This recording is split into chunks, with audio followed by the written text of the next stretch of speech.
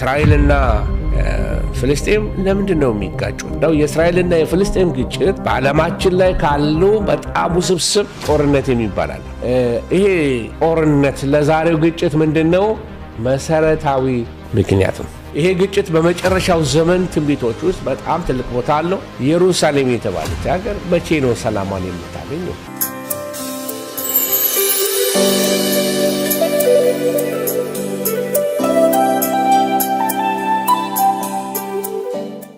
ቀጥታ ወደ እግዚአብሔር ቃል እንሄዳለን። ዛሬ ከእግዚአብሔር ቃል የምንመለከተው ኢየሩሳሌም የማን ናት? ፍልስጤም ማን ነው? ኢየሩሳሌም ማን ነው? ጊዜ ከበቃን ሰፊ ቶፒክ ስለሆነ ለትንቢት ትምህርት በጣም ወሳኝ የሆነ ነገር ምንድን ነው ካላችሁ ብሉይ ኪዳንን ማወቅ በጣም ወሳኝ ነው። ብሉይ ኪዳን ትምህርት ካወቅን ብዙ ነገር ይፈታልናል። ብሉይ ኪዳን ጥላ ነው። አካሉ አዲስ ኪዳን ነው። አካሉ ክርስቶስ ነው። ስለዚህ ክርስቶስን የበለጠ ማግኒፋይ የሚያደርገው በብሉይ ኪዳን ውስጥ ያሉት ምስጢራት በሙሉ ሲገቡን ነው። ስለ ጌታ መምጣት ሁሉ በብሉይ ኪዳን ውስጥ ብዙ የተጻፉ ጥላዎች አሉ። ስለ ኢየሱስ መሞት ጥላዎች እንዳሉ ሁሉ ስለ ኢየሱስ ክርስቶስ ዳግም መምጣትም ጥላዎች አሉ። በሌላ ጊዜ እንመለከታቸዋለን እሱን።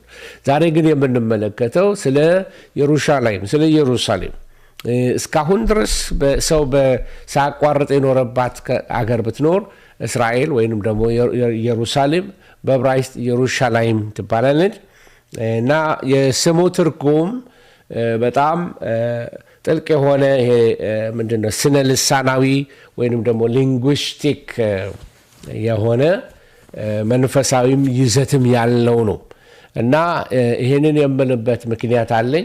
እንመለከተዋለን።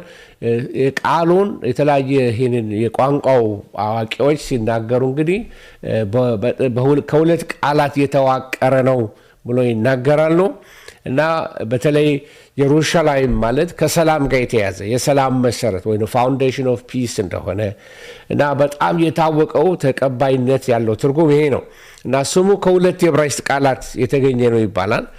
የሩ የሚለው ቃል አለ ወይንም ያራ ከሚለው ከዕብራይስጥ መሰረት ይመጣል ወይንም መስረት ማለት ነው። ሻላይም ወይንም ሻሎም ማለት ደግሞ ሰላም ወይንም ፍጹምነት ማለት ነው።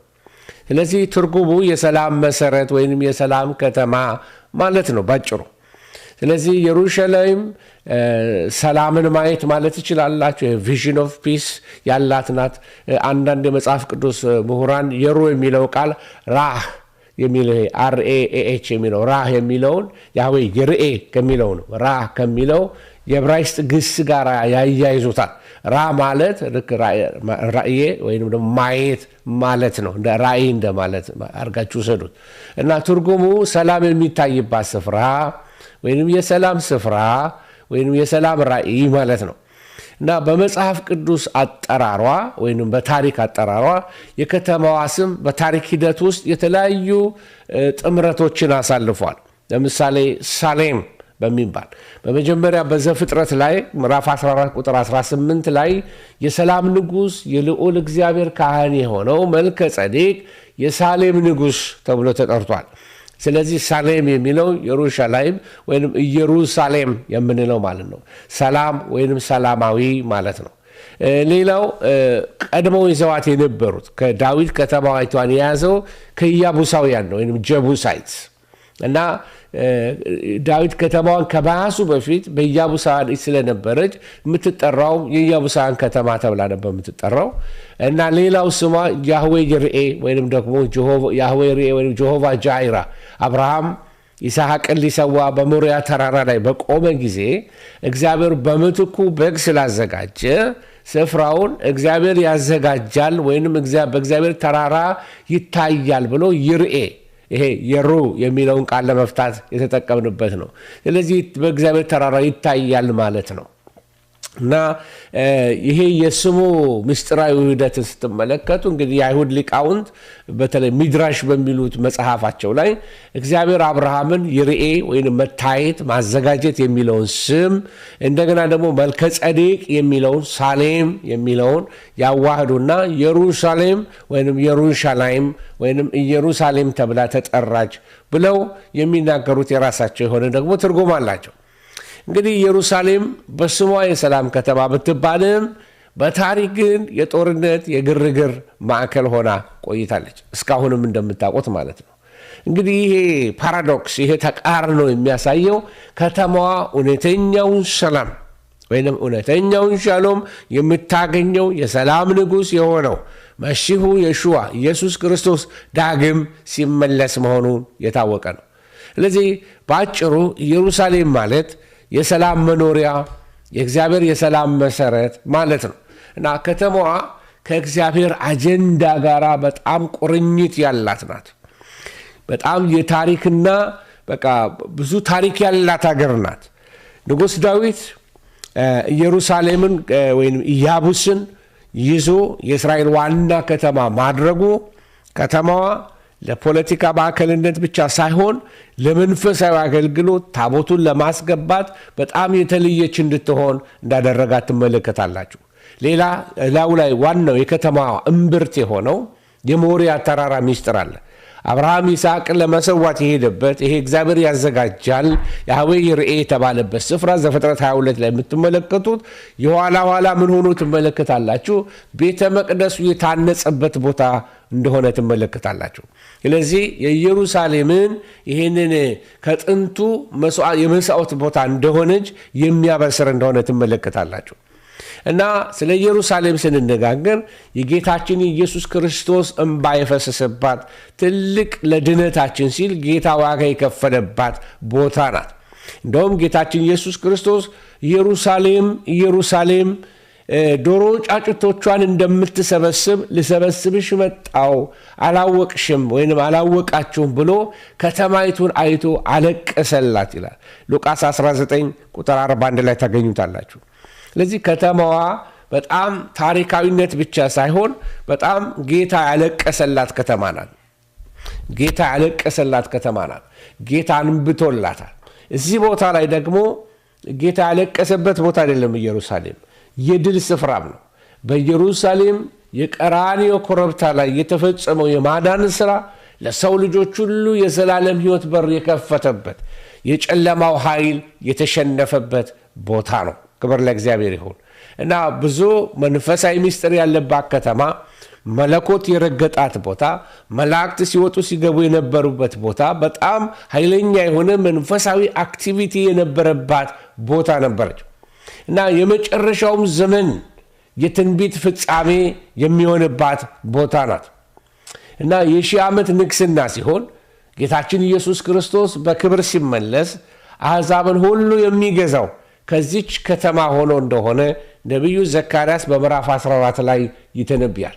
ኢየሩሳሌም የዓለም መንፈሳዊና ፖለቲካዊ መዲና ትሆናለች።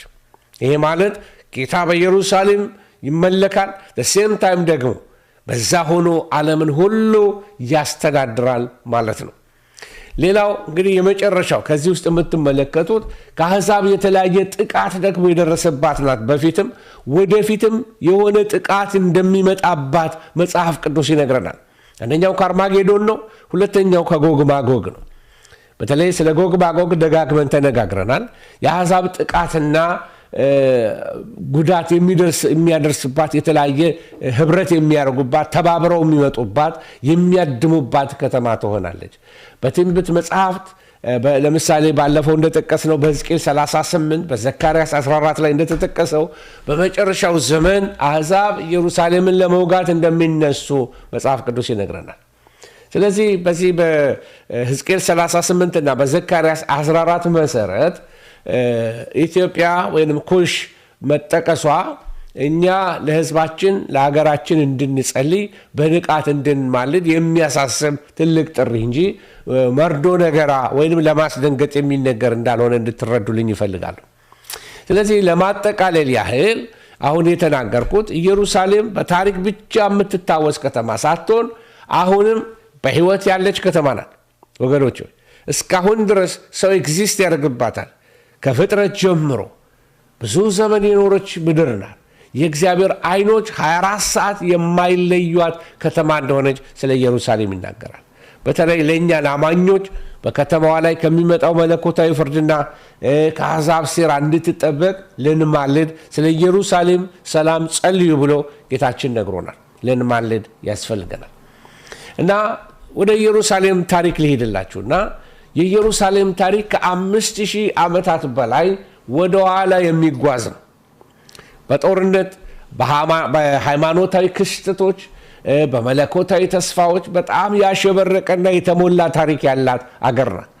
ከተማዋ በዓለም ላይ ካሉ ጥንታዊ ከተሞች አንዷ ናት። ለሶስቱ ትልልቅ የአብርሃሚክ ሪሊጅንስ የምንላቸው ወይም ደግሞ አብርሃምን ያማከሉ ሃይማኖቶች ለአይሁዶች፣ ለክርስትና፣ ለእስልምና ለሶስቱ ሃይማኖቶች የተቀደሰች ማዕከል ናት። ስለዚህ ስለ ኢየሩሳሌም ስንነጋገር እንግዲህ በተለያየ ዘመናት ተከፋፍለን እንመልከታት። ቶሎ ቶሎ ብዬ ለመናገር ሞክራለሁ ብዙ ኢንፎርሜሽን እንድሰጣችሁ። የመጀመሪያው ነገር እንድታዩልኝ የምፈልገው የጥንት ዘመን በተለይ የንጉሥ ዳዊትን ዘመን ከክርስቶስ ልደት ዘመን በፊት ከ3000 ጀምሮ እስከ 586 ወደ ኋላ እየቆጠራችሁ ስትመጡ ማለት ነው ኢያቡስ ከሚለው ስም ጋር የተያያዘ ታሪክ ነበራት። ወይም ቀድሞ የኢያቡሳውያን ከተማ ነበረች።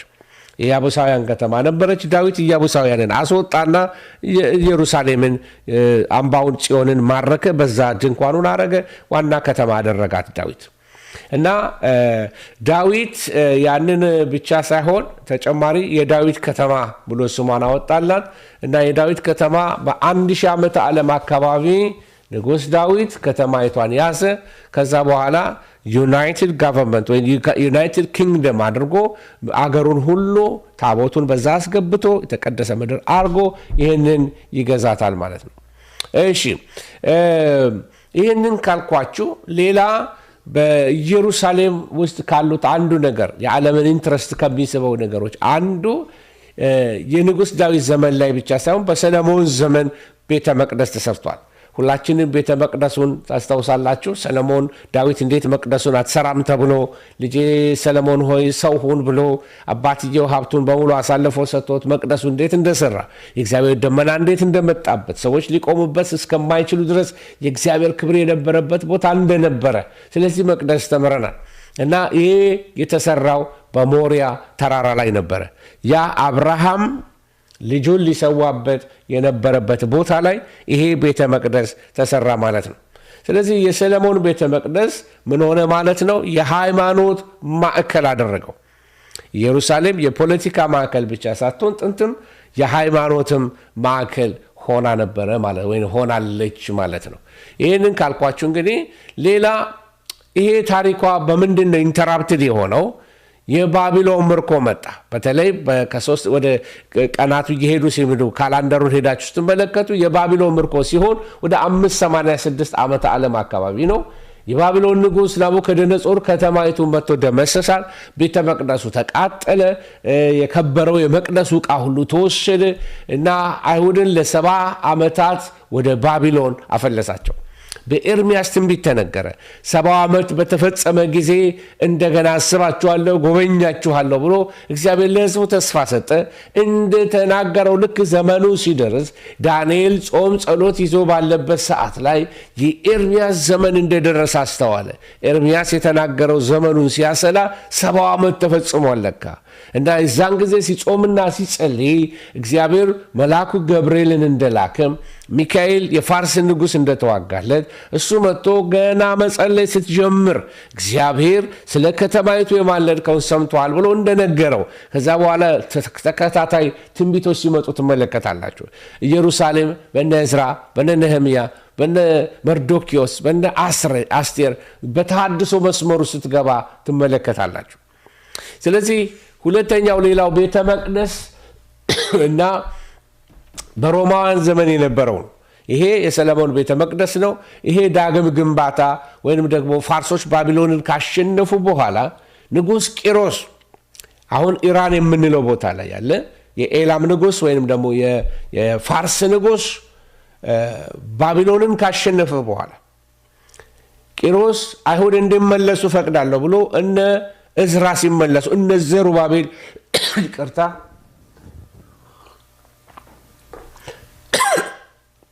እነ ዘሩባቤል ሲመለሱ እንመለከታለን። ስለዚህ ሁለተኛው ቤተ መቅደስ ተገነባ።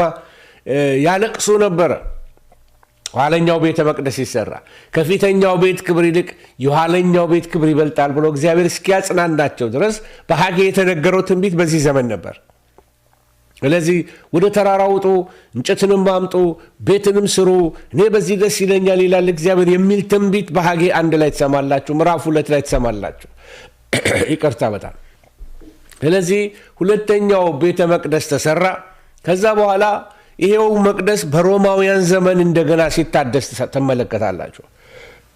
ይቅርታ የሄሮድስ ዘመን ልክ ንጉሥ ሄሮድስ ቤተ መቅደሱን በጣም በታላቅ ግርማን ያሳደሰው፣ ጌታ ኢየሱስ ክርስቶስ ግን መጥቶ የነጋዴዎች ዋሻ የወንበዴዎች ዋሻ አደረጋችሁት ብሎ አላከበረውም። ምክንያቱም የንግድ ቤት ይመስል ነበረ።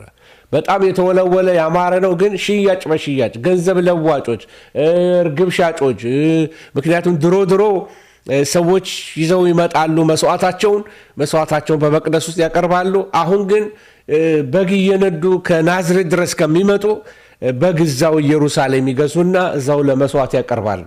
እና የመቅደስ ገንዘብ የተለየ ከረንሲ ስለሆነ በመቅደስ ገንዘብ እየለወጡ ገንዘባቸውን ይለዋወጡ ነበር፣ ገንዘብ ማለት ነው። ከዚህ የተነሳ ነው ጌታ ኢየሱስ ክርስቶስ የለዋጮችን ገበታ ደፋ ይላል። የገንዘብ ለዋጮች ወይም ከረንሲ ኤክስቼንጅ ማለት ነው። ስለዚህ የሁለተኛው ቤተ መቅደስ ታሪክ ይሄ ነው። ሄሮድስ ያሳደሰው ሁለተኛውን ቤተ መቅደስ ነው። እና አሁን ደግሞ የምንመለከተው ምንድን ነው? የሁለተኛው ቤተ መቅደስን ስንመለከት የ70 ዓመት ውድመት ውስጥ ነበረ። አይሁድ በሮማውያን ላይ ባደረጉት አመፅ ምክንያት በ70 ኤዲ ይቅርታ የ70 ዓመተ ምህረት ማለት ነው። በ70 ዓመተ ምህረት ላይ ባርኮቫ የሚባል አንድ አይሁዳዊ ዜለት ወይም ቀናተኛ ወይም በቀናተኞች የሚባል ሰምታ አይታቸዋል።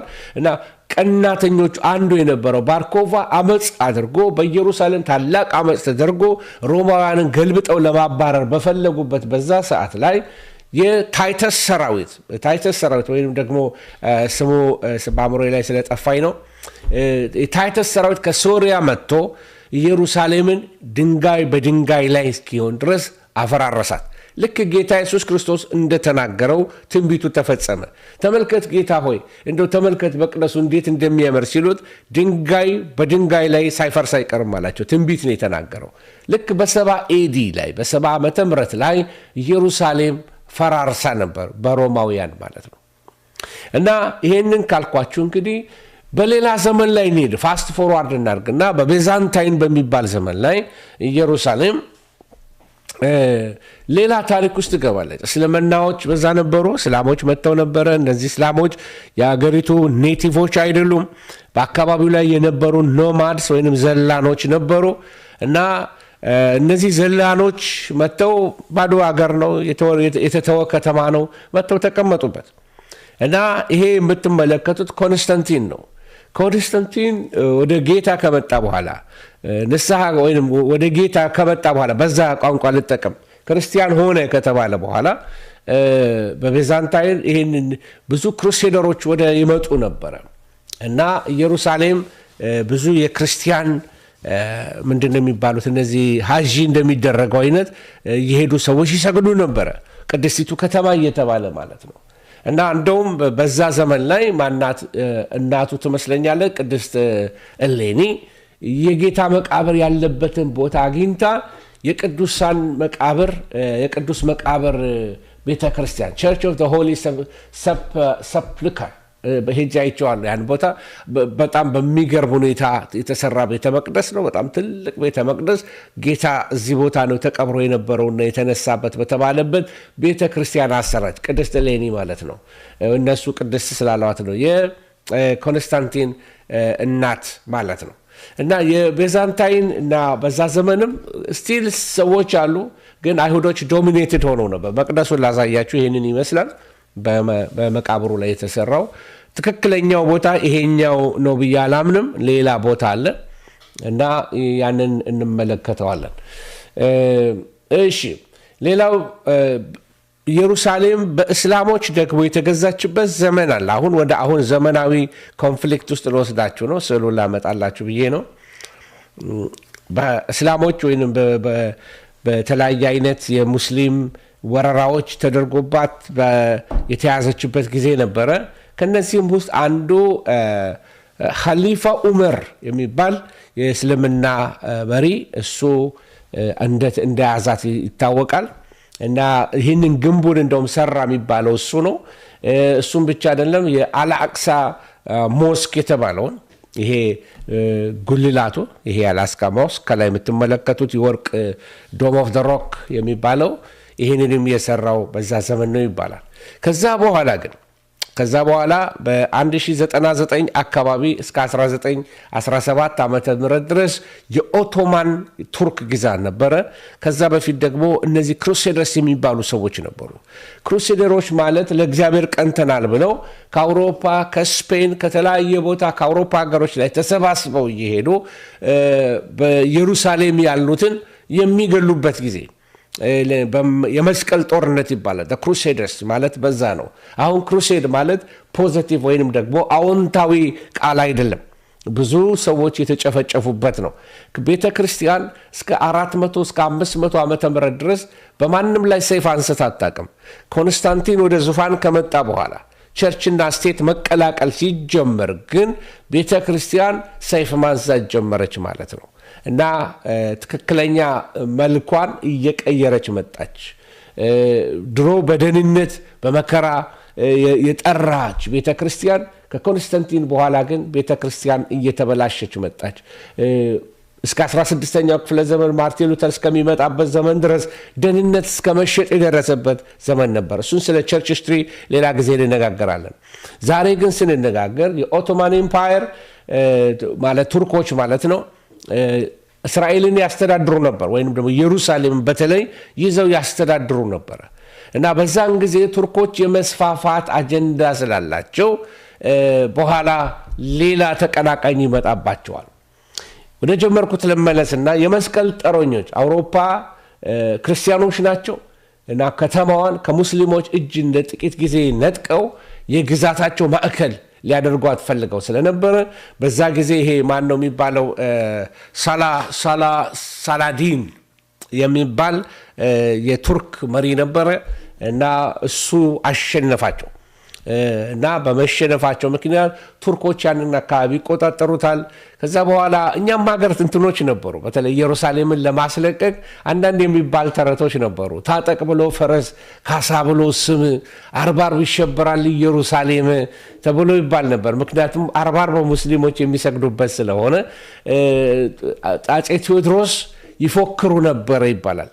ጌታዬን የሰቀሉትን እሰቅላቸዋለሁ፣ ኢየሩሳሌምን ሄጄ አስለቅቃለሁ የሚል ፉከራ ነበራቸው ይባላል። ግጥሙን ልበልላችሁ እንደገና።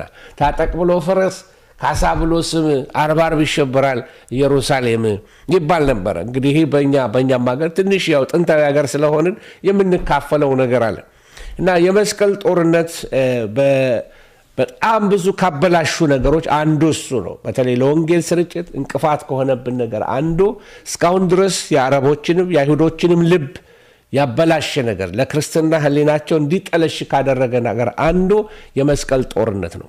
በቀሳውስት እየተባረኩ ነበር የሚመጡት። ከእስር ቤት በቃ ኃጢአታችሁ ይሰረያልና ሄዳችሁ ለቅድስቲቱ ከተማ ተጋደሉ እየተባሉ ይጋደሉ ነበር። መጥተው ሕፃናት ሁሉ በቱርክ ተራሮች ላይ አልቀዋል፣ በረሃብ ሞተዋል። በቃ ኃጢአታችሁ ይሰረያል እየተባሉ ማለት ነው።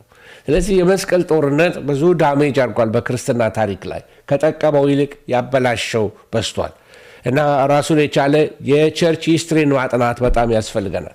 ይህንን ካልኳችሁ እንግዲህ የኦቶማን ግዛት የነበረው ከ1517 ጀምሮ እስከ 400 ዓመታት ያህል ቱርኮች ከተማዋን አስተዳድረዋል። በዚህ መካከል አስቡት 400 ዓመት ቱርኮች አስተዳድረዋል። ሴም ታይም ግሪክንም ሀገር ይገዙ የነበሩ ቱርኮች ነበሩ። ስለዚህ ዛሬ የምናየው ይሄ ኦልድ ሲቲ የሚባለው ኢየሩሳሌም ውስጥ ያሉት ትልቅ ግንቦች ያሳነጸው ሱልጣን ሱሌይማን ደ ማግኒፊሰንት ተብሎ ይጠራል። በሱ ዘመን ነው አንዱ ግንብ እነዚህ ግንቦች የተሰሩት። አንዳንዶቹ በኦልድ ሲቲ ያሉት ግንቦች ማለት ነው። ኢየሩሳሌምን ያዩ ሰዎች ያውቁታል። ወደ ዘመናዊ ታሪክ ልምጣ። ዛሬ የምፈልገው እሱ ነው። ወደ ዘመናዊ ታሪክ ላይ ስንመጣ ከ1917 ጀምሮ እስካሁን እስካለንበት ጊዜ ድረስ ያለው ታሪክ ላይ ልምጣ። ይሄ የብሪታንያ ሞግዚትነት ከአንደኛው ዓለም ጦርነት በኋላ ብሪታንያ ከምንድነው የሚባሉት ከነዚህ ሊግ ኦፍ ኔሽንስ ከሚባል ዩናይትድ ኔሽንስ ስሙ ከመቀየሩ በፊት በ1920 ሊግ ኦፍ ኔሽን ይባል ነበረ። ስለዚህ ብሪታንያ ከተማዋን ትረከባለች ከቱርክ ላይ ለራሳቸው ፈልገው ነው እንጂ ለህዝቡ አስበው አይደለም።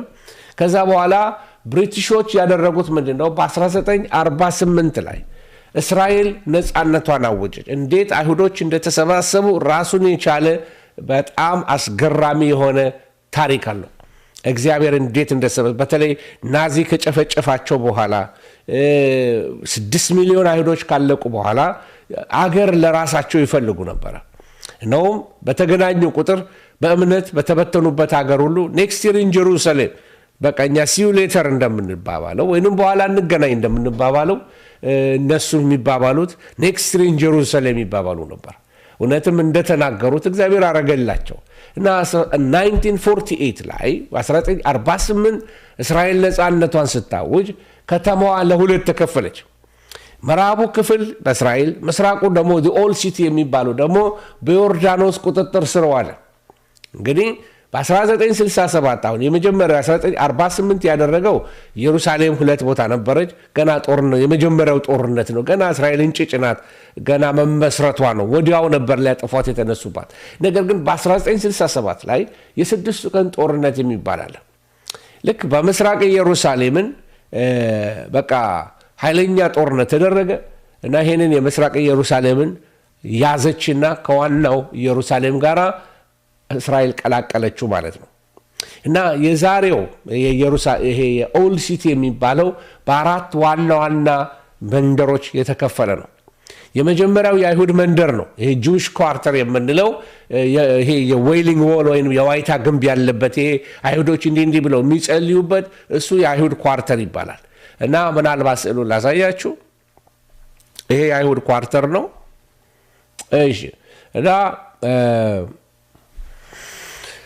ይሄንን ካደረጉ በኋላ ይሄ ጁዊሽ ኳርተር ነው። ሌላው ግን የክርስቲያኖች ኳርተር አለ ወይም ደግሞ የክርስቲያኖች መንደር ብዬ ልበለው በአማርኛ የክርስቲያኖች መንደር አለ እና በዚህ ውስጥ የምታገኙት ቤተ ክርስቲያኖችን ታገኛላችሁ። የቅዱሳን መቃብርን ምናምን የምታገኙበት ቦታ ነው። ስለዚህ እነሱ ያደረጉት ምንድነው በአራት ቦታ ነው የከፈሉት። ይሄኛው ሁለተኛው ደግሞ የክርስቲያን መንደር ነው። ምናልባት እሱንም በስዕል ባሳያችሁ ቸርቾች የምታገኙት እዛ ነው። የጻድቃን መንደር የጻድቃንን መቃብር ምናምን የምታገኙት በዛ ነው። ሌላው ሶስተኛው ደግሞ ከአራቱ ክፍሎች ሶስተኛው የሙስሊም መንደር አለ፣ ሙስሊም ኳርተር የሚባል ይሄ በጣም ትልቁ መንደር ሲሆን የአላቅሳ መስጊድ የሚገኘው በዚህኛው ኳርተር ውስጥ ነው ማለት ነው። ስለዚህ ኢየሩሳሌም ይኸውና አላስቃ መስጊዱን ላሳያችሁ ወይም የእስላሞችን ኳርተር ላሳያችሁ። ኦኬ እዚህ መንደር ጋር ነው እንደዚህ ይሄ የስልክ ከቨር መሸፈኛ ልገዛ ሄድኩና ሱቃቸው ላይ እና ከገዛሁት በኋላ ከየት ነው የመጣው አለኝ እና ነገርኩት። ከዛ በኋላ ዌልካም ቱ ፓለስታይን አለኝ። ፖለቲካ መሆኑ ነው እና ስቄ ዞር አልኩኝ። ከኔ ጋር የነበረው ሰው ግን አይሁዳዊ ስለነበረ የሚሰጠው መልስ ሰጠው እና ምን ልላችሁ ነው ስቲል ከተማይቱ ጉዳይ የፖለቲካም ጉዳይ እንደሆነ ታያላችሁ። ሌላው አራተኛው መንደር የአርሜኒያን መንደር የሚባላል ወይም አርሜኒያን ኳርተር የሚባላል። እነዚህ የጥንት አርሜኒያውያን ወይም የአርመን ሰዎች በዛ ክርስቲያኖች ናቸው ብዙዎቹ በዛ መንደር ይኖሩ ነበር። ምናልባት አንዳንድ የታወቁ ሰባኪዎችም ከዚህ ሀገር የወጡበት ቦታ አለ እና የእነሱን ሰፈር ላሳያችሁ። ይሄ የአርሜኒያን ኳርተር ይባላል። የአርሜኒያን ኳርተር ይባላል እና በዚህ ደግሞ የምታዩት ነገር ብዙ የክርስቲያኖችን ነገር ጎልቶ ትመለከታላችሁ። እና ትልቁ ጥያቄ ዛሬ አጠር አድርገን እንድንነጋገር የፈለኩት ታዲያ ለምንድን ነው የሚጋጩት? እስራኤልና ፍልስጤም ለምንድን ነው የሚጋጩት?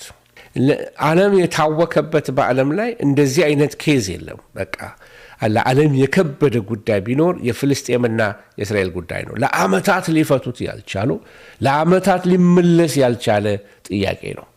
ይህንን በመጽሐፍ ቅዱስ አንጻር ወይንም ደግሞ በእግዚአብሔር ቃል ትክክለኛውን ነገር ለማየት እንሞክራለን እና እንግዲህ ከእግዚአብሔር ቃል አንዱ ስንመረምር የምንረዳው የእስራኤልና የፍልስጤም ግጭት በዓለማችን ላይ ካሉ በጣም ውስብስብ እንዲህ በቀላሉ እንዲህ ቢያደርጉ ብላችሁ በሁለት ሀሳብ በሁለት ስብሰባ የምትጨርሱት ነገር አይደለም።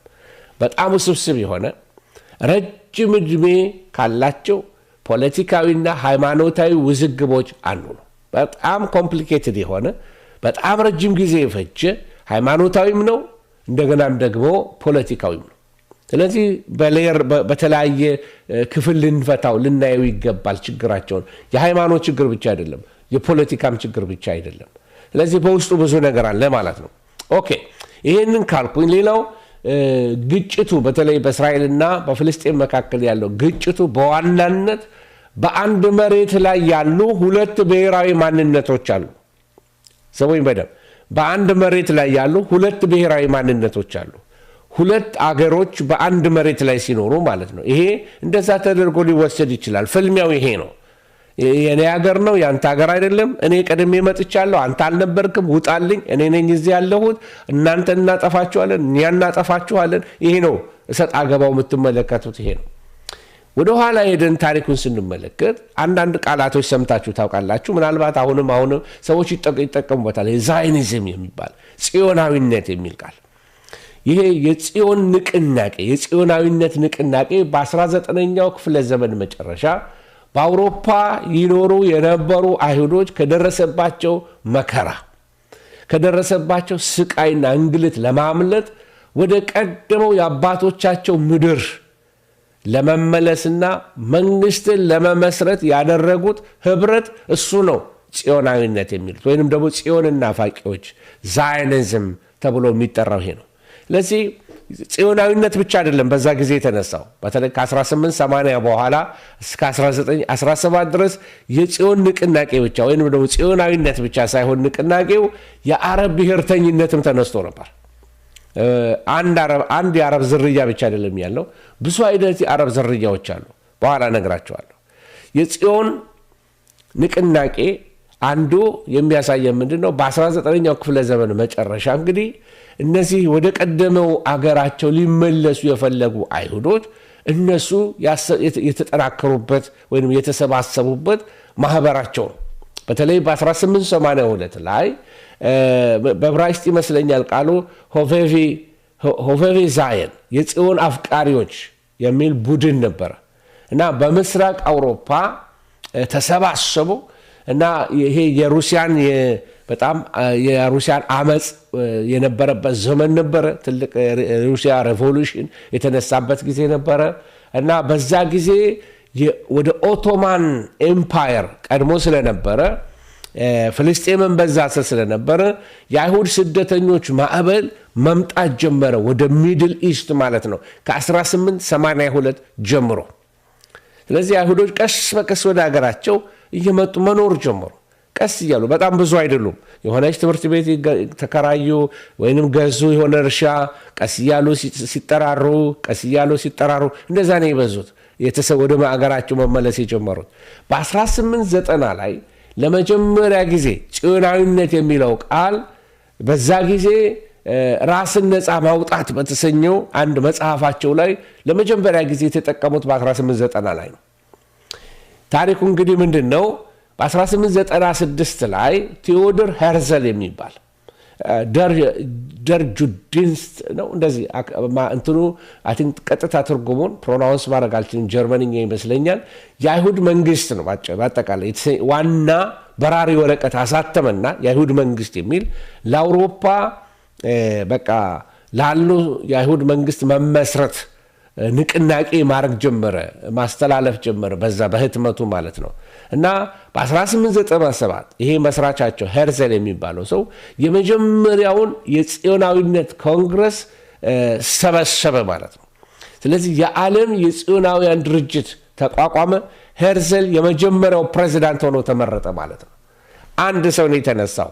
ስለዚህ ሁሌ መሪዎች ሲነሱ ልክ እንደ ሙሴ የዛን ጊዜ እግዚአብሔር እነዛን መሪዎች እንደሚጠቀም ሁሉ ይህንን ሰው ቴዎዶር ሄርዘል የሚባለው ሰው እግዚአብሔር ወደ ምድራቸው እንዲመለሱ በጽዮናዊነት ሙቭመንት ላይ እግዚአብሔር ተጠቀመበት ለማለት እንችላለን። ህዝቡ ወደ ምድራቸው እንዲመለሱ ማለት ነው። እና ይሄ አገር የሌለው ህዝብ ለ2000 ዓመት ከሮማውያን ጀምሮ የተበተነው ህዝብ አሁን መመለስ ጀመረ። እስከ እንግዲህ የምትመለከቱት ቱርኮችን ያው እንግሊዞች አባረው እንግሊዞች ተረክበዋቸዋል። ቀስ እያሉ አይሁዶች እየተመለሱ ነው። በዛ ጊዜ ቅድም እንዳልኳችሁ የአረብ ብሔርተኝነትም ተነስቶ ነበረ። ማለት ናሽናሊዝም፣ የአረብ ናሽናሊዝም እና በዛ ጊዜ ፍልስጤም በኦቶማን ቱርክ ግዛት ስር ነበረች። በዚያ የሚኖሩ አረቦች የራሳቸው ነፃነትን ፈለጉ። ከኦቶማን ኤምፓየር ነፃ መውጣት ፈለጉ እና ምናልባት ለትምህርት እንዲሆነን የአረቦቹ ዝርያ ብዛት እንድትመለከቱት ነው። የተለያየ ስም እንደነበራቸው እንዳሁኑ ሁሉ አረብ አልነበረም። የተለያየ ስም አላቸው። የተለያየ አይነት ዝርያ ነበራቸው ከተለያየ አቅጣጫ ማለት ነው። እዛ ላይ ማየት ትችላላችሁ። ኦኬ ይህንን ካልን እንግዲህ እንደዚህ የአረብ ብሔርተኝነት ተነስቷል። የጽዮናዊነት ንቅናቄ ተነስቷል። በዚህ መካከል ነው የብሪታንያ ሞግዚትነት የደመቀ መጣ። ከአንደኛው ዓለም ጦርነት በኋላ ብሪታንያ ወይም ኢንግላንዶች ፍልስጤምን እንድታስተዳድር በሊግ ኦፍ ኔሽን ኃላፊነት ስለተሰጣት እንግሊዝ መካከለኛው ምስራቅ በተለይ እስራኤልን ማስተዳደር ጀመረች። ከዛ በኋላ በ1917 ብሪታንያ ወይንም እንግሊዞች ያደረጉት ምንድነው? አይሁዶች በፍልስጤም ምድር ብሔራዊ መኖሪያ ናሽናል ሆም ያስፈልጋቸዋል፣ በዛ መኖር አለባቸው የሚል አዋጅ ወጣ። የአዋጁ ስም ባልፎር ዲክላሬሽን ይባላል። ይህ አዋጅ ምን አደረገ? እነዛ ናሽናሊዝም እንቅስቃሴ ላይ የነበሩትን አረቦች በቁጣ አስነሳቸው። እንዴት አይሁዶች መጥተው ይሄንን ይወስዳሉ? እኛ ነን እዚህ የነበር ነው ማለት የጀመሩት። ከቱርክ ነፃ ለመውጣት ይታገሉ የነበሩት ፍልስጤሞቹ ናቸው። በአይሁድ ፍልሰተኞች ወይም ደግሞ በአይሁድ ስደተኞች ወይም ደግሞ ፈልሰው በመጡት በአካባቢው አረቦች መካከል ግጭት መፈጠር ጀመረ። የተጻፈውን ደብዳቤ ላሳያችሁ። በጣም ታሪካዊ ደብዳቤ ነው። ይሄ ታሪካዊ ደብዳቤ እስከዛሬ በብዙ ጽሁፎች ላይ ታገኙታላችሁ። ባልፎር ይሄ ሰው ነው እና ለእሱ የተጻፈለት ደብዳቤ ነው። ለንጉሰ ነገስቱ ከንጉሰ ነገስቱ የመጣ ትእዛዝ ነው ከብሪታንያ ንጉስ።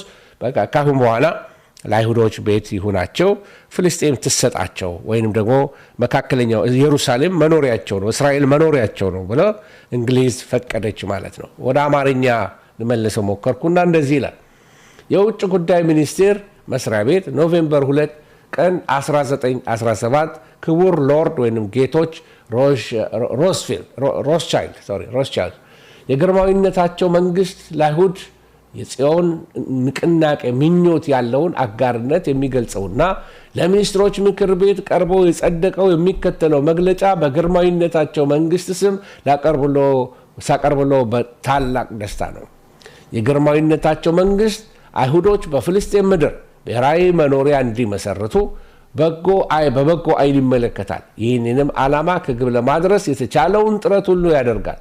ይህ ሲደረግ ግን በፍልስጤም ውስጥ ባሉ የአይሁድ ያልሆኑ ማህበረሰቦች ዘንድ ያሉ ሲቪል እና ሃይማኖታዊ መብቶች ወይም አይሁዶች በሌሎች አገራት ያላቸው መብትና ፖለቲካዊ ደረጃ የሚነካ ምንም ነገር እንዳይደረግ በግልጽ የታወቀ ነው።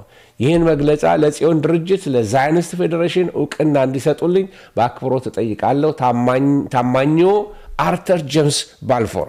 ይሄ የባልፎር ዴክላሬሽን የሚለው ከዚህ የወጣ ነው። ይሄ ደብዳቤ ነው ለእስራኤል መመስረት ምክንያት የሆነው። ስለዚህ የተባበሩት መንግስታት አሁን በ1947 ላይ ፍልስጤምን ለሁለት ከፍሎ ለአይሁድና ለአረቦች ለመክፈል ፈለገ። ከዚህ ችግር የተነሳ አይሁዶች ተበትነው ተመልሰው ነው፣ አረቦች ደግሞ መጥተው ነው። ወይም ደግሞ እነዚህ አሁን ያሉት አረቦች እዛው አካባቢ የነበሩ ኖማዶች እንደዚህ በተተወበት ሰዓት ላይ እናንተ ቤታችሁን ትታችሁ ለተወሰነ ዘመናት፣ ለምሳሌ ኢትዮጵያ ቤት ቢኖረኝ ለተወሰነ ዓመት ካናዳ ኖሬ ስመለስ ቤቴ ተይዞ ባገኘው ከቤቴ ውጡልኝ፣ ህጋዊ መብቴ ነው፣ ሰነዱ እጄ ላይ ያለው ብዬ መጠየቅ መብት አለኝ። ልክ እንደዛ ነው የሆነው። ስለዚህ ለአይሁድና ለአረቦች ለመከፋፈል ጦርነት ለማስቀረት ሲሉ ኢየሩሳሌምን ሁለት ቦታ መክፈል ፈለጉ። ኢየሩሳሌም ደግሞ በዓለም አቀፍ ቁጥጥር ስር ወይም ደግሞ ኢንተርናሽናል ሲቲ እንድትሆን ሀሳብ ቀረበ። በጣም የሚገርማችሁ አይሁዶች ተቀበሉት፣ አረቦች ግን አንፈልግም አሉ፣ ወይም ደግሞ ፍልስጤሞቹ አንፈልግም አሉ። ስለዚህ በ1948 ጦርነት ተነሳ። ጦርነቱን ታሪኩን ቅድም ነግሬያቸዋለሁ። እስራኤል መንግስቷን አውጀች።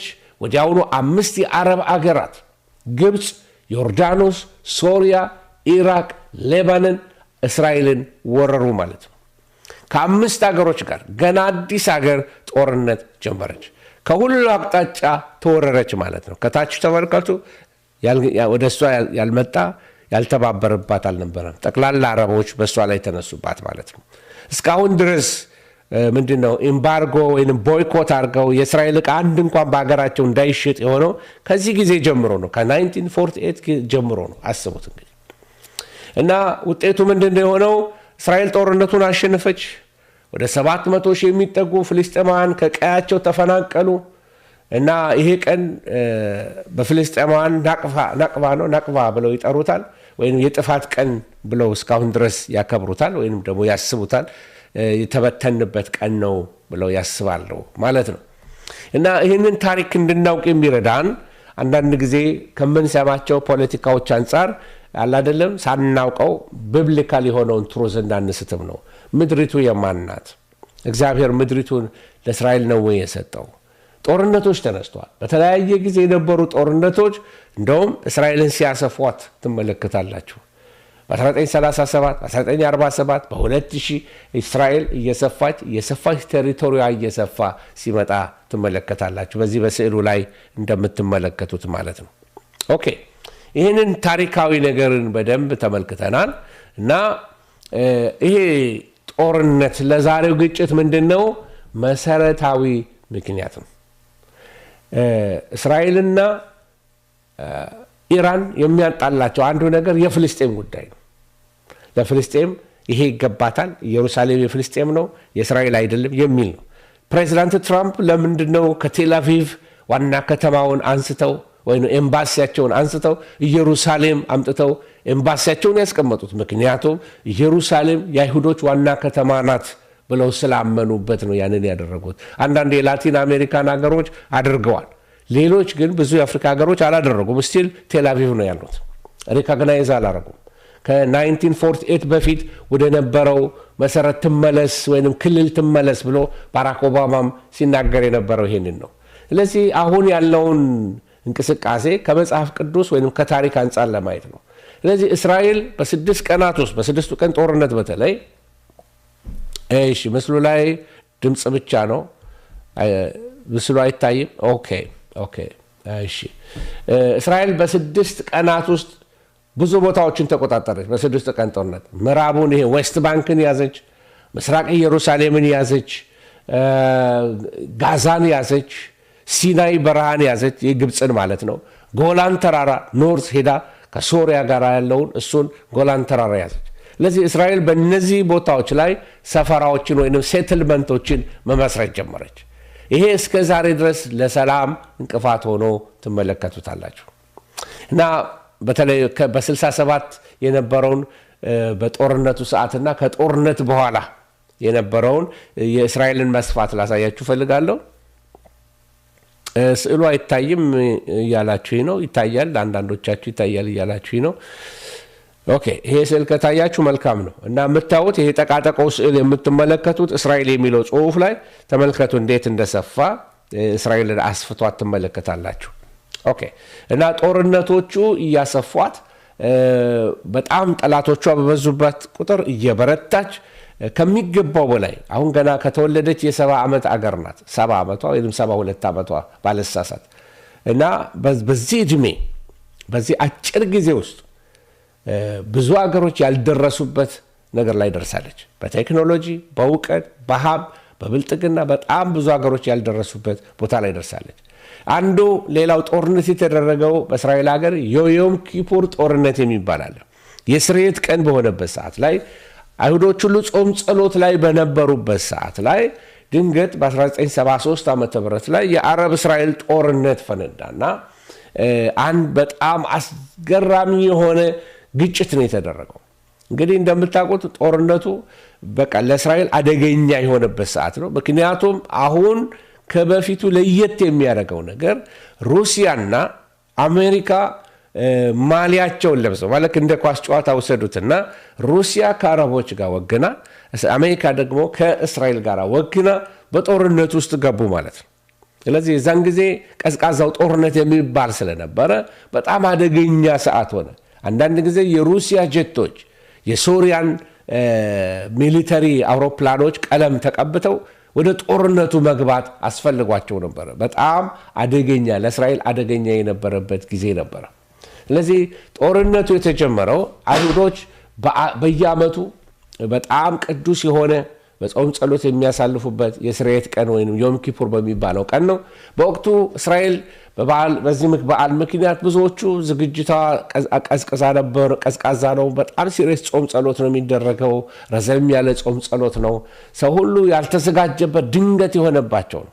ስለዚህ ግብፅና ሶሪያ ከዚህ የተነሳ የ6 ቀን ጦርነት ከዚህ በፊት ያጡትን ለማስመለስ በዮም ኪፑር ጦርነት ሶሪያኖቹ ሲናይን ተራራ ለማስመለስ ከጎላን ተራራ ላይ ይቅርታ ግብጾቹ ሲናይን እንደገና ደግሞ ሶሪያኖቹ ደግሞ ጎላን ተራራ ለማስመለስ ድንገት የሆነ ጥቃት ነው ያደረጉት እና ምናልባት ላይ ማስረጃ ካስፈለገ ይሄን ላርግላችሁ እና ድንገተኛ ጥቃት ነው የሆነባቸው እና ግብጽ ተመልከቱ ከደቡብ በኩል ነው ያጠቃቸው የስዊስ ካናልን ተጠቅማ ማለት ነው ሳይታሰብ ድንገት ከታች እንደገና ደግሞ ሶሪያ ደግሞ ከሰሜን ይሄንን ድንገተኛ የሆነ ተነጋግረው በአንድ ላይ ከሰሜንና ከደቡብ ጦርነት እስካሁን ያላረፈች ሀገር እንደሆነች እንድታዩልኝ ነው። እስካሁን ያላረፈች ሀገር እና ከጦርነቱ በኋላ የሚሆኑትን ነገሮች ላሳያችሁ ፈልጋለሁ። ጦርነቱ ሂደቱ በጣም የተጧጧፈ ነበረ እና በዚህ ጦርነት ላይ የተካፈሉ ሰዎች ነበሩ። ምናልባት አንዳንዶቻችሁ ይሄን ስም ታውቁት ይሆናል። ሞሼዲያን የሚባሉ ወይም ሞሼዲያን ሙሴ ማለት ነው። ሞሼ ማለት ሙሴ ማለት ነው።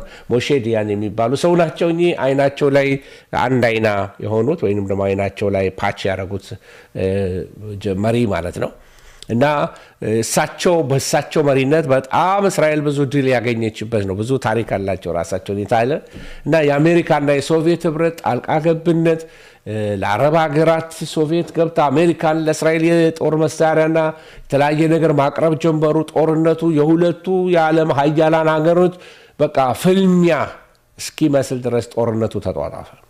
የጦርነቱ ሂደት ላይ የእስራኤል መልሶ ማጥቃት ጀመረች። በጣም ተጠቅታ ነበር መጀመሪያ ላይ፣ ነገር ግን መጠቃት ጀመረች እና በዚህ ውስጥ አንድ የሚታወሱ ሰው አሉ። እኚህ ምናልባት ትልቅ አባት ናቸው። እኛ በቅርብ ጊዜ ነው የሞቱት ባልሳሳት እና እኛ አባት ጀነራል ናቸው እና ጀነራል አሪየል ሻሮን ይባላሉ እና የግብፅን ጦር ሰንጥቀው አልፈው ወደ ግብፅ ቴሪቶሪውን አልፈው ገቡ ታንኮቻቸውን ይዘው ማለት ነው እና በተለየ መንገድ የእግዚአብሔርን ማዳን እስራኤል የምታይበት ያየችበት ጦርነት ነበር እና የሶሪያ ጦር እንግዲህ ከደማስቆ አቅራቢያ ወደ እነሱ እንዳይቀርብ ከሰሜንም ገፉት ከታቸው ጦርነቱ ብቻ ደስ የማያሰኝ ብዙ ዋጋ ያስከፈለ ነበር። የጦርነቱ ውጤት ምን ሆነ? ተኩስ አቁም ተደረገ። ጥቅምት 25 ቀን ጦርነት እንዲቆም ተባለ። የተባበሩት መንግስታት ጣልቃ ገባ። ከዚህ የተነሳ በጦርነቱ በእነዚህ በሁለት በአረቦቹ መካከል የካምፕ ዴቪድ ስምምነት ተደረገ። ከዛ በኋላ ለጦርነት ላይ ፈላለጉ እነዚህ ሀገሮች ተፈራረሙ ማለት ነው። በተለይ ግብፅና እስራኤል በጣም እስከ ዛሬ ድረስ አክብረውት ሁለቱም የሚኖሩበት የሰላም ስምምነት አደረጉ ማለት ነው። ኦኬ ይህንን ጦርነት እንግዲህ ታሪኩን ወደ ኋላ መነግራችሁ እቺ ኢየሩሳሌም የተባለች ሀገር መቼ ነው ሰላሟን የምታገኘው? ግብፅ ሲናይን በሰላም በስምምነት የሲናይ በረሃ ተሰጣት። ከላይ ጎላን ተራራንም እሰጣለሁ አለች እስራኤል። የሰላም ስምምነት ተፈራረሙ ማለት ነው። ከዚህ ውስጥ ምንድን ነው የምንማረው? የዚህ ትንቢታዊ ነገር ፋይዳው ምንድን ነው? ይሄ ጦርነት ምንድን ነው የሚያስተምረን? የመጀመሪያ ነገር የምናየው የእግዚአብሔር ጥበቃ። ብዙ በቃ እስራኤል በጣም አስቸጋሪ ወቅቶችን ያሳለፈች አገር ናት። መትረፏ ተአምር ነው። ከነዚህ ሁሉ ሀገሮች ጦርነት ሁሉም የታጠቁ ሀገሮች ራሽያ ያስታጠቀቻቸው ሀገሮች በስንት አቅጣጫ እየወረሯት በየጊዜው ጦርነት እየገባባት አሸባሪ እየመጣባት በህይወት መኖር በጣም ተአምር። እግዚአብሔር ባይጠብቅ ኖሮ እግዚአብሔር እስራኤልን የሚጠብቅ አይተኛም አያንቀላፋም የሚለው ቃል የተገለጠበት ወቅት ነበር። መዝሙር 121 ቁጥር 4 ላይ እና ከተማይቱ ላይ ትመለከት አሁንም የምትመለከቱት ነገር ከተማይቱ መውደም ነበረባት። ነገር ግን የእግዚአብሔርን ጥበቃ ትመለከታላችሁ። የእግዚአብሔር ምሕረት ሲገን ትመለከታል። እግዚአብሔር ለስሙ ሲል ጥሩ ሰዎች ስለሆኑ ከሌላው የተሻሉ ህዝቦች ስለሆኑ ሳይሆን እግዚአብሔር ስለገባው ስለ ቃል ኪዳኑ ለአብርሃም ስለገባው ቃል ኪዳን እግዚአብሔር ህዝቡን በሰላም ሲጠብቅ ትመለከታላችሁ። እና ይሄ ጦርነት እንግዲህ እስራኤል ሁልጊዜ በጠላቶቿ የተከበበች መሆኗን የአማኞች ጸሎትና ምልጃ ምን ያህል እንደሚያስፈልጋት የሚያሳይ ነው። እና አንዳንድ ተአምራዊ ክስተቶችን ልንገራችሁ። ለአንዳንዶች ላይ ዋጥላቸው ይችላል። ኢትስ ኦኬ። የመጀመሪያው በጎላን ተራራ ላይ የታየ ነው። በዛ ጊዜ የነበረ በጦርነት ላይ ነው። ጦርነቱ በተለይ በመጀመሪያው ቀናት በሰሜን በኩል በሶሪያ 1200 ታንኮች የሶሪያ ታንኮች እየገሰገሱ ይመጡ ነበር። እስራኤል የነበሯት 170 ታንኮች ብቻ ነበሩ። 1200 ታንክ ከ170 ታንኮች ጋር ገጠሙ። የሚገርም ነው። የሶሪያ ታንኮች በቀላሉ ወደ እስራኤል መካከል ለመግባት ጥቂት ኪሎ ሜትር ገና ሲቀራቸው አንድ ነገር ሆነ። በድንገት ከባድ የአሸዋ አቧራ ጭጋግ አካባቢውን ሁሉ ሸፈነባቸው። የሶሪያ ታንኮች መንገዱን ማየት አቃታቸው። በዚህ መሃል ጥቂት የእስራኤል ታንኮች ቦታ እየቀያየሩ በመተኮስ ሶሪያውያን ብዙ ታንኮች የከበባቸው መስሏቸው በቃ መሸሽ ጀመሩ። ተደናገጡ። ልክ ብሉይ ኪዳን ላይ እንደምንመለከተው አይነት ኤልሳ ሲጸልይ አይናቸውን አሳውር ብሎ እነዛ የሶሪያ ሰራዊቶች ላይ እንደጸልየ ሲደነባበሩ መርቶ ሰማሪያ ድረስ እንዳመጣቸው ከዛ በኋላ ሳይገሏቸው እንደመለሷቸው አይነት ታሪክ ይመስላል። እና በጎላን የታየው አንዱ ተአምር ይሄ አይነት የአቧራ መጋረጃ እግዚአብሔር በህዝቡ ላይ አምጥቶ 1200 ታንኮች ለ170 አይመጥኑ ነበር። እስራኤልን መደምሰስ ይችሉ ነበር። ነገር ግን እግዚአብሔር እንዴት እንደመለሳቸው ትመለከታላችሁ። ይሄ ጦርነት በታሪክ ምን ተብሎ ይጠራል? the valley of tears የእንባ ሸለቆ ተብሎ ይታወቃል። ይሄ ታሪካቸው ማለት ነው። ሌላው አንዳንድ በተለይ በደቡብ በኩል ደግሞ ግብጽ ከታች በምታደርገው የቦምብ ወራዎች ላይ እስራኤል በከባድ ሚሳኤሎች ትደበደብ ነበር።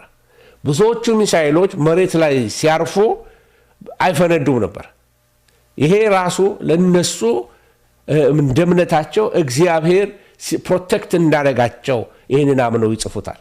አንዳንዶች የእስራኤል ወታደሮች እንደሚሉት ሚሳኤሎቹ ልክ በሆነ የማይታይ እጅ ተይዘው አቅጣጫቸውን እንደሚቀይሩ ጉዳት በማደርሱባቸው በበረሃ ቦታዎች ላይ እነዚህ ሚሳኤሎች ይወድቁ እንደነበረ ይተርካሉ፣ ይጽፋሉ። እግዚአብሔር ህዝቡን ሊትራሊ እንደዚህ ፕሮቴክት ያደርጋቸዋል። ሌላው እኒህ ጀነራል ኤሪያል ሻሮን ቅድም ያሳየኋችሁ እኒህ ወፈር ያሉ ጀነራል በቅርብ ወደ ጌታ ወደ የሞቱት ወደ አብርሃም እቅፍ ወደ ተሰበሰቡት በጦርነቱ መብቂያ ላይ እስራኤል ወደ ግብጽ ምድር መሻገር የምትችልበት ምንም መንገድ ስትፈልግ ምንም አልተቻለ። ሁለት ሰራዊቶች በግራና በቀኝ አሉ። ሰከንድና ተርድ አርሚስ የሚባሉ ሁለት ትልቅ ምንድነው የሚባሉት መካናይዝድ ብርጌዶች ቆመዋል። እና በመካከል ያለች ጥቂት ኪሎ ሜትሮች ክፍተቶች አሉ። በዛ አንድ ጋፕ ብቻ ነው ያላቸው። ስለዚህ ጀነራል ሻሮን ይህን ክፍተት ተጠቅመው የስዊዝ ቦይ ወይም የስዊዝ ካናልን አልፈው የግብፅን ጦር ከኋላ ከበቡት ማለት ነው። በሚገርም አይነት ብዙ የታሪክ ተመራማሪዎች ይሄ ክፍተት መገኘቱ ሻሮን ያሳየው ድፍረት ጦርነቱን ሙሉ በሙሉ ለእስራኤል ድል የለወጠ ምን ብለው ይጠሩታል? ተአምራታዊ አጋጣሚ ወይም ተአምራዊ አጋጣሚ ሚራክለስ አፖይንትመንት ወይም ዲቫይን የሆነ ኢንተርቬንሽን አርገው ይቆጥሩታል። እግዚአብሔር ስም የተባረከ ይሁን። ሌላው ደግሞ መጽሐፍ ቅዱስ እንደሚነግረን የእግዚአብሔር ፍርሃት በቃ በአሕዛብ ላይ ወደቀ እንደሚለው ሁለተኛ ዜና ምዕራፍ 20 ቁጥር 29 ላይ በዮም ኪፑር ጦርነት ወቅት ላይ የጠላት ሰራዊት በቁጥር በልጠው ሳለ በድንገት በፍርሃት ተውጠው መሳሪያቸውን ጥለው ሲሸሹ እንደነበሩ አንዳንድ ታሪኮች ተመዝግበዋል። አንዳንድ የሶሪያ ወታደሮች በኋላ ሲጠየቁ ምን አሉ ይባላል? በሰማይ ላይ ግዙፍ እጆች ነጭ የለበሱ ፈረሶችን አየን እያሉ ይደነግጡ እንደነበረ ይህንን በታሪክ መጽሐፋቸው ላይ ጠቅሰውታል። እንግዲህ እኛ አማኞች ነን። እግዚአብሔር ይሄን ሊያደርግ ይችላል፣ በደንብ ይችላል። እግዚአብሔር ተዋጊ ነው፣ ስሙም እግዚአብሔር ነው። እነዚህ ክስተቶች የሚያስታውሱን እግዚአብሔር ዛሬም በምድር መንግስታትና በጦርነት መካከል ላይ ሶቨሬን የሆነ ስልጣን እንዳለው፣ በተለይ ለኢየሩሳሌምና ለእስራኤል የምናደርገው ጸሎት በምናየው ዓለም ላይ ብቻ ሳይሆን በማይታየው መንፈሳዊ ዓለም ላይ ትልቅ ለውጥ እንደሚያመጣ ያረጋግጥልናል። አሁን ወዳለው ወደ ከረንት ስቴት ላይ ደግሞ ስንመጣ አሁን ያለው ግጭት ከዚህ ቀደም ከነበሩት የተለየ የሚያደርገው ኢራን አሁን በሉዓላዊ ግዛቷ ላይ ጥቃት ደርሶብኛል በሚል በቀጥታ የእስራኤልን ምድር በድሮንና በሚሳኤል መምታቷ ነው።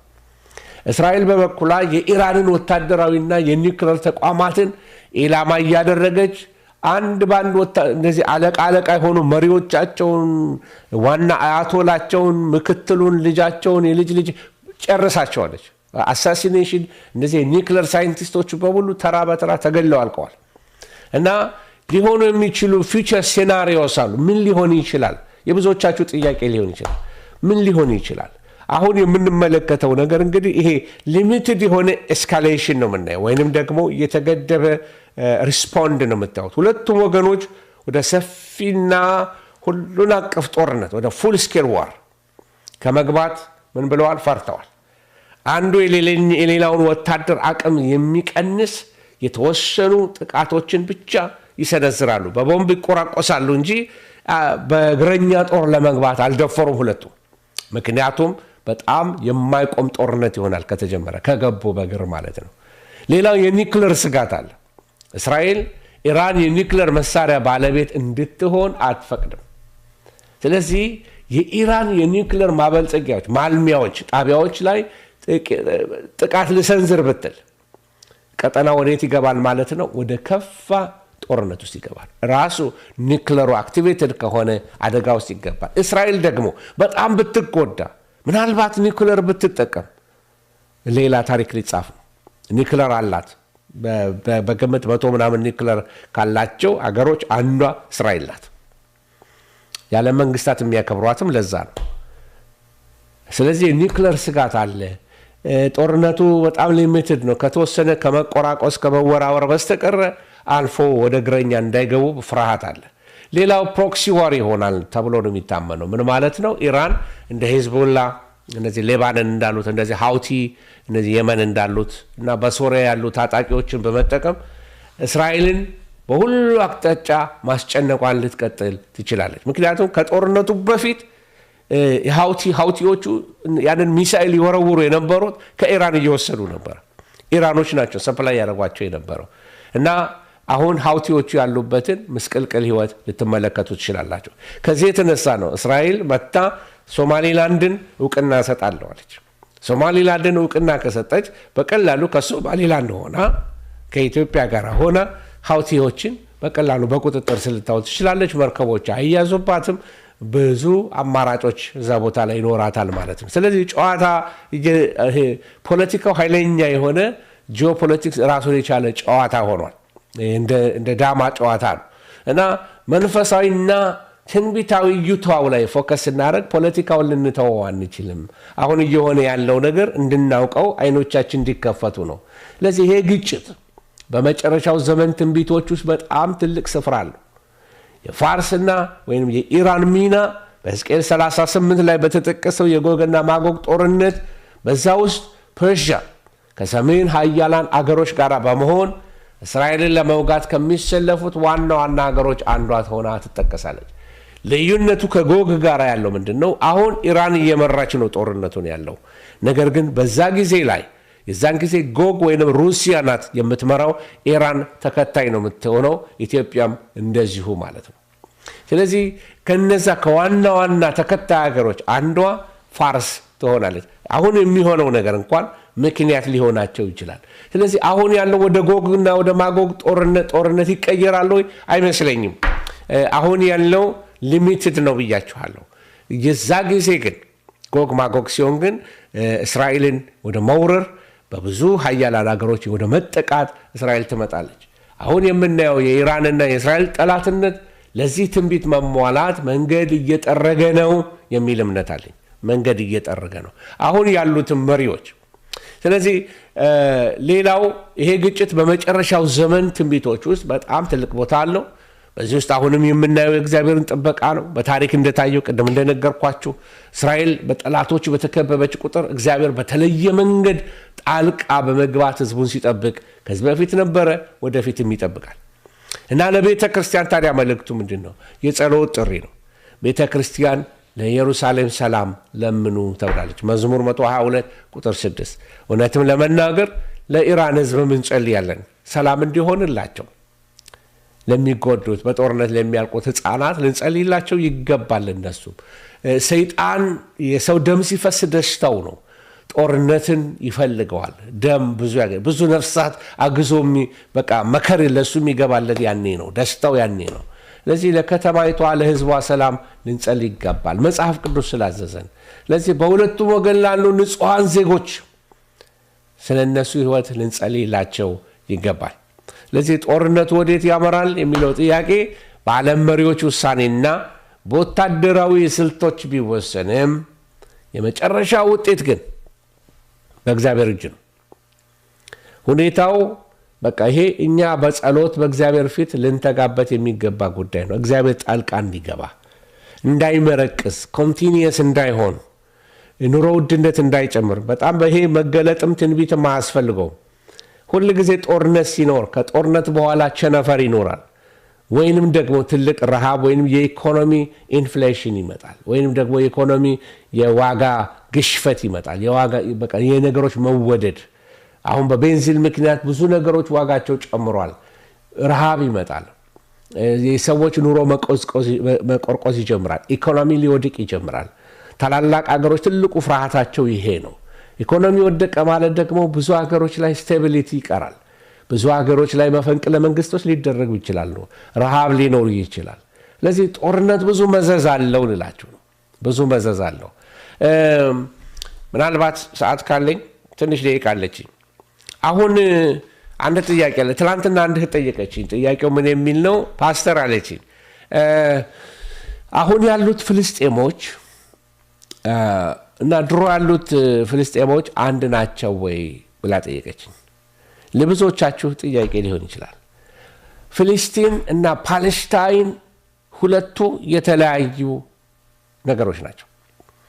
ፍልስጤም የነ ጎልያድ ሀገር ታስታውሷቸዋላችሁ። እነ ጎልያድ የነበሩበት በመጽሐፍ ቅዱስ ውስጥ በተደጋጋሚ የምናገኛቸው ህዝቦች ናቸው። እነዚህ ፍልስጤም የሚባሉት መነሻቸው ወይንም የታሪክ ዲኤንኤያቸው በጥናት እንደሚያመለክተው ጥንታኖቹ ፍልስጤሞች ከአካባቢው ወይንም ከመካከለኛው ምስራቅ ሳይሆኑ ከኤጂያን ሲ ወይንም ደግሞ ከኤጂያን ባህር ይሄ ግሪክ አካባቢ ያለው ቀርጤስ የሚባል ከቀርጤስ አይላንድ ወይንም ክሬት ከምትባለው አይላንድ የመጡ የባህር ህዝቦች ተብለው በመጽሐፍ ቅዱስ ተጠርተዋል። ሃይማኖታቸው ጣዖት ማምለክ ነው። ዳጎድን፣ አስታሮትን ያመልካሉ። እና መጨረሻቸው የነበሩት በ604 ዓመተ ምህረት አካባቢ በባቢሎን ንጉስ በናቡከደነጾር ወረራ ወቅት ድል ተመተው ከታሪክ ገጽ ጠፍተዋል። ፍልስጤም የሚባሉት ህዝቦች አንድ የተለየ ህዝብ በቃ እንደ አንድ የተለየ ህዝብ ሳይሆን ዝርያቸው አለ፣ ግን በህዝብ መካከል ተበትነዋል። የራሳቸው ግን አይዴንቲቲ ይዘው በአንድ ሀገር ውስጥ አጥቷቸውም ተጋብተው ተዋልደው በሌላ ህዝቦች ውስጥ ነው የሚኖሩት። ስለዚህ ፍልስጤሞች አይደሉም አሁን ያሉት ፓለስታይንስ ናቸው። እነዚህ ፓለስታይኖች ማን ናቸው? መጽሐፍ ቅዱሳዊ ማስረጃዎች ልሰጣችሁ እፈልጋለሁ። ይሄ ካፍቶር የሚባል ካፍቶር ማለት መጽሐፍ ቅዱስ ፍልስጤማውያንን የሚጠራበት ስም ነው። የዛሬዋ ቀርጤስ ምሁራን ይህንን ይስማማሉ። በአሞጽ 9:7 ላይ እስራኤልን ከግብፅ ምድር ፍልስጤማውያንን ከካፍቶር አላወጣሁምን ይላል መጽሐፍ ቅዱስ። ካፍቶር ማለት ከቀርጤስ ማለት ነው። ኤርምያስ 47 ቁጥር 4 ላይ እግዚአብሔር ፍልስጤማውያንን ከካፍቶር ደሴት የቀሩትንም ያጠፋቸዋል ይላል። ስለዚህ ፍልስጤማውያን ኦሪጂናቸው ከቀርጤስ ነው እንጂ ፊሊስቲን አይደሉም። ፓለስታይን የሚለው ቃልና ፊሊስቲን የሚለው ቃል ተቀራራቢ ነው። እንዴት ሊጠቀሙበት ቻሉ? በመጽሐፍ ቅዱስ ውስጥ እነዚህ ከሊታውያን የሚባሉ ሰዎች አሉ። የዳዊት የቅርብ ዘበኞች የነበሩ ከፍልስጤማውያን ወገን የነበሩ ማለት ነው።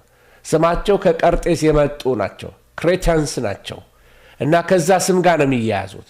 በተለይ ፍልስጤም የሚለው ቃል ከዕብራይስጡ ፓላሽ ወይንም ደግሞ ወራሪ ሰንጣቂ ከሚለው ቃል ጋር የመጣ ነው። ከውጭ የመጡ ናቸው፣ ፓላሽ ናቸው።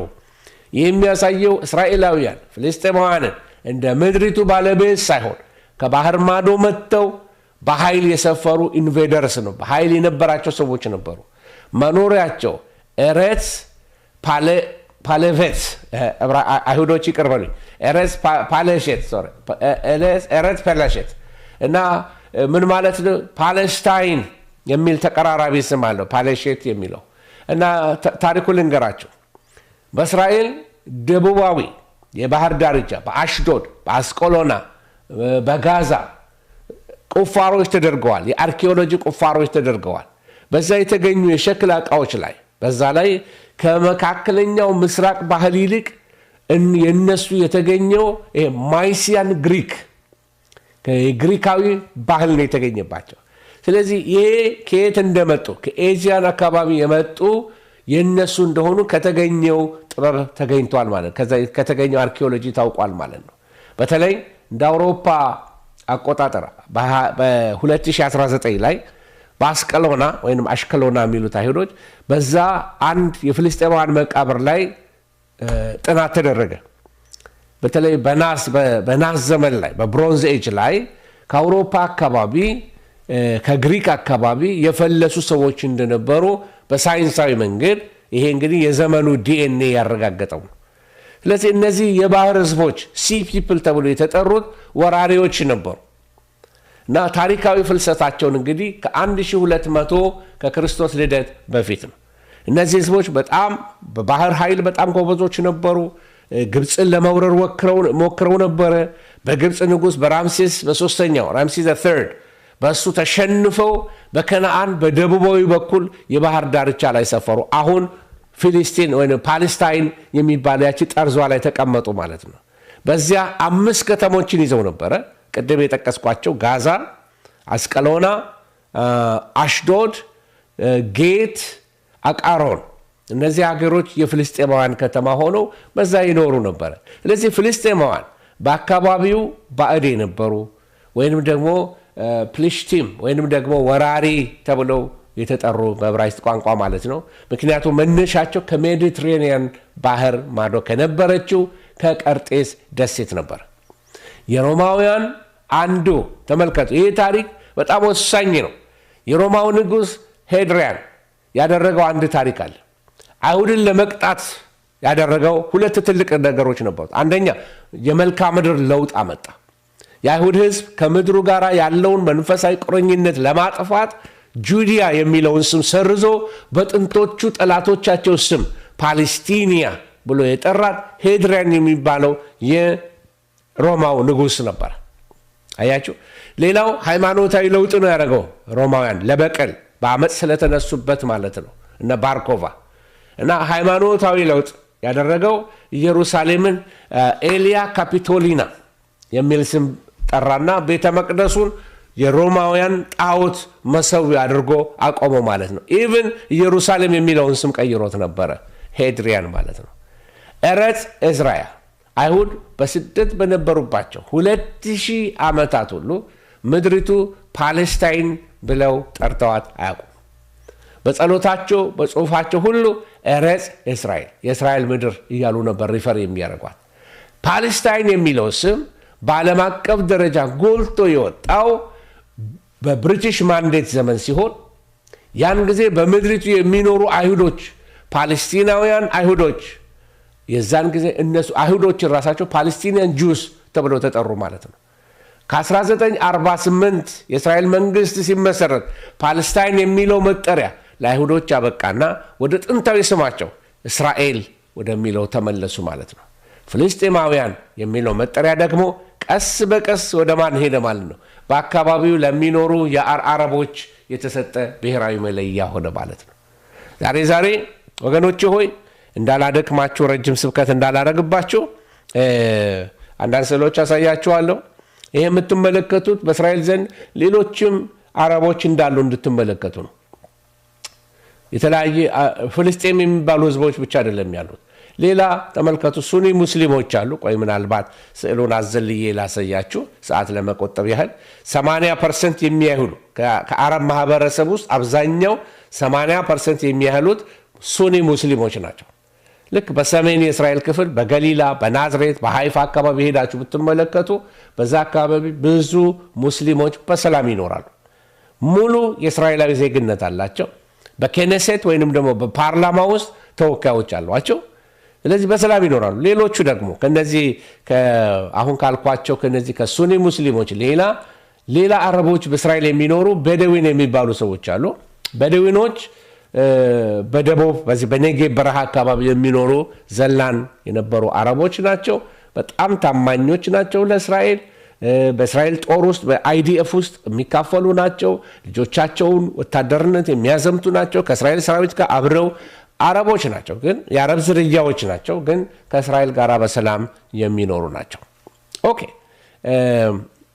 ሌሎችም ዝርያዎች ላይ አረብ ክርስቲያኖች ደግሞ አሉ። በእስራኤል አረብ ክርስቲያኖች አሉ። በእስራኤል ውስጥ ካለው የአረብ ህዝብ ቁጥር 9%ቱን ያህል የሚይዙት አረብ ክርስቲያኖች ናቸው። አረብ ክርስቲያኖች ልንጸልይላቸው ይገባል። ወገኖቻችን ናቸው። በዋናነት የሚኖሩት የት መሰላችሁ? በናዝሬት፣ በሃይፋ፣ በሻፍ አምር በዛ አካባቢ ይኖራሉ። በሻፍ አምር እና በትምህርት በማህበራዊ ህይወት በተለያየ ነገራቸው ሁሉ ከፍተኛ ደረጃ የትምህርት የኢኮኖሚ ጥንካሬ ያላቸው የአረብ ህዝቦች መካከል አረብ ክርስቲያኖች ናቸው። ምስኪኖች ናቸው። ወይ ከእስላም ወገን በባህል ቢሆኑ ከክርስቲያኑ ደግሞ ከአይሁዱ ጋር የሚያያይዛቸው የመሲሁ ጉዳይ አለ። ለዚህ በመካከል ብዙ መከራ የሚቀበሉ ናቸው እና በሰላም ከአይሁዶች ጋር የሚኖሩ ህዝቦች ናቸው። ብዙዎቹ የግሪክ ኦርቶዶክስ፣ የካቶሊክ ፕሮቴስታንት እምነት ተከታዮች ናቸው። ሌሎቹ ድሩዝ የሚባሉ ህዝቦች አሉ።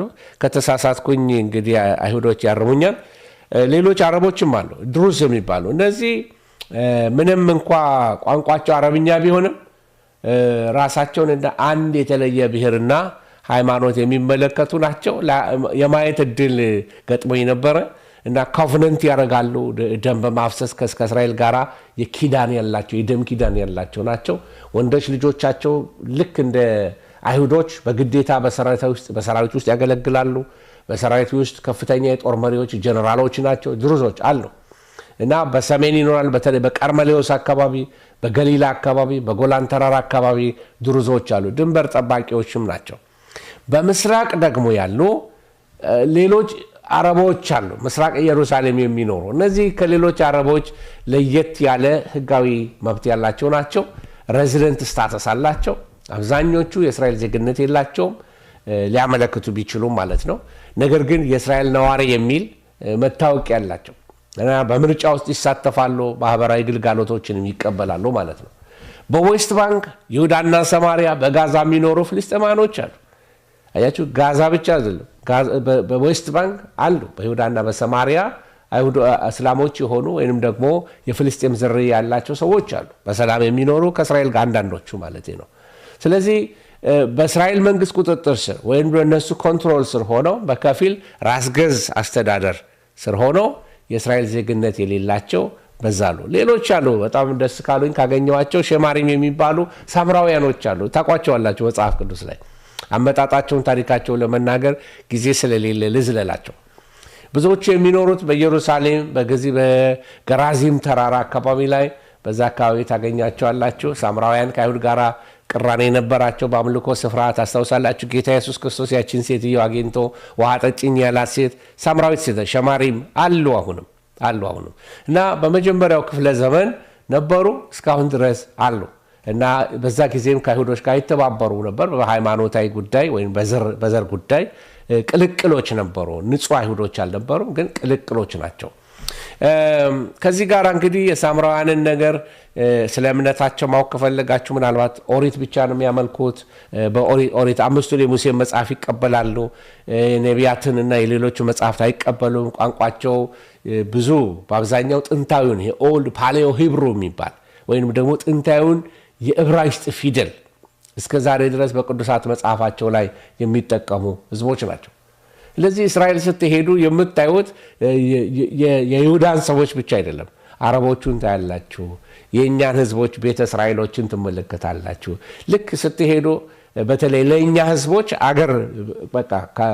አገር ቤት ሄዳችሁ ነው ይመስላችሁ በጣም እንደ ቤተሰብነት የሚሰማችሁ ናቸው እነሱም ደግሞ ኢትዮጵያዊ ነው ከተባለ ሰላማውያን ናቸው በጣም ለኢትዮጵያ ትልቅ አክብሮት ያለው ህዝብ ነው ስለዚህ ዛሬ በዓለም ላይ የሚገኙ ሳምራውያን ቁጥራቸው በጣም አነስተኛ ነው በቁጥር በጣም አነስተኞች ናቸው በገራዚም ተራራ በናብሉስ በምትባል ከተማ አካባቢ ይኖራሉ ሆሎን በእስራኤል በቴል አቪቭ አጠገብ አካባቢ ላይ ይኖራሉ አንድ ከተማ ላይ እና ምንድነው ለነገራቸው የፈለኩት የሳምራውያን ታሪክ የሚያስተምረን ሃይማኖታዊ ስርዓትና ቦታ ክርክር ሰውን ከእግዚአብሔር እንደማያስታርቅ ጌታ ለዛች ለሳምራዊቷ ሴት እንደነገራት እግዚአብሔርን የሚያመልኩ በመንፈስና በእውነት ሊሰግዱለት ይገባል እንዳለ እውነተኛ አምልኮ በኢየሩሳሌም በገሪዛ ተራራ ወይም እዛዚ ማለቱ አይደለም በክርስቶስ ወደ አብ መቅረብ እንደሆነ ይህንን ከመጽሐፍ ቅዱስ እንመለከታለን ስለዚህ አሁን ያለስካለችው እስራኤል ድረስ እንዲሁ በዳሰሳ ወሰድኳችሁ ከጥንቷ እስራኤል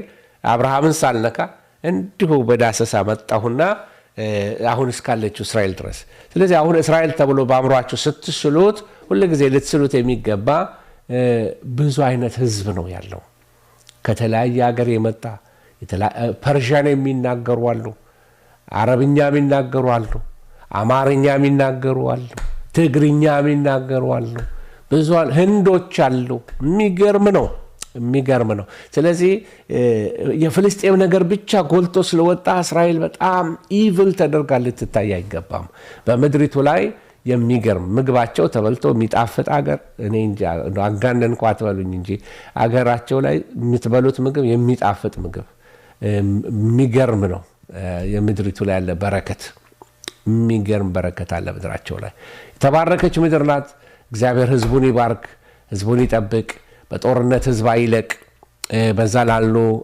ሰዎች እንጸልያለን ደሴም ታይም ደግሞ ይሄ ፖለቲካ አይደለም this is መጽሐፍ ቅዱስ የሚባርኩህን እባርካለሁ የሚረግሙህ ይረገማሉ መጽሐፍ የሚለን ይሄን ነው ስለዚህ yes ይሄንን ማለት ኃጢያት ሲሰራ እንደ አይሁዳዊን እግዚአብሔር ዝም ይለዋል ወይ ኖ አላልንም እንደሱ አላልንም አናስተምርም እንደሱ ሰውን ሄደው መግደል ይችላል ወይ ነው አላልንም መጽሐፍ አትግደል ተብሎ ተጽፏል ህግ እንደውም እኮ ለነሱ ነው የተሰጠው እና ግን ምንድነው የዓለምን ሚዲያ እየሰማን በተለይ ክርስቲያኖች የሆንን በእስራኤል ላይ ህሊናችሁ አይቆሽሽ yes ፍጹማን አይደሉም እንደማንኛውም ህዝብ ፍጹም ህዝብ አይደለም ነገር ግን ከኋላው ያለው ታሪክን በትክክል ማወቃችን ከስተት ይጠብቀናል እግዚአብሔር ህዝብ ምድሪቱን የሰጠው ለማን ነው ምድሪቱ የይስሐቅ ናት ወይስ ምድሪቱ የእስማኤል ናት ለመሆኑ ፍልስጤማውያኖች ከቀርጤስ ነው የመጡት ስላችሁ ዛሬ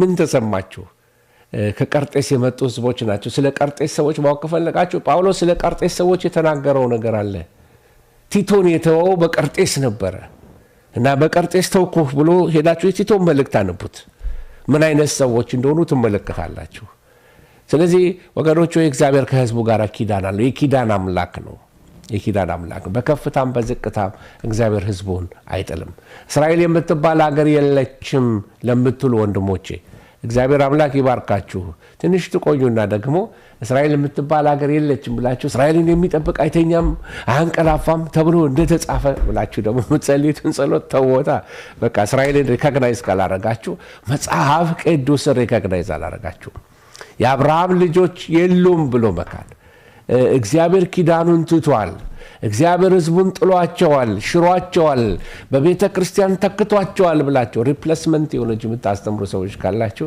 በጣም በፍቅሮኝ እነግራችኋለሁ በጣም ተሳስታችኋል እግዚአብሔር ህዝቡን አልጣለም ሮሜን መልእክት ሄዳችሁ ተመልከቱ ምዕራፍ 9 ምዕራፍ 10 ምዕራፍ 11 ድንዛዜ ላይ ናቸው። የሚነቁበት ዘመን ይመጣል።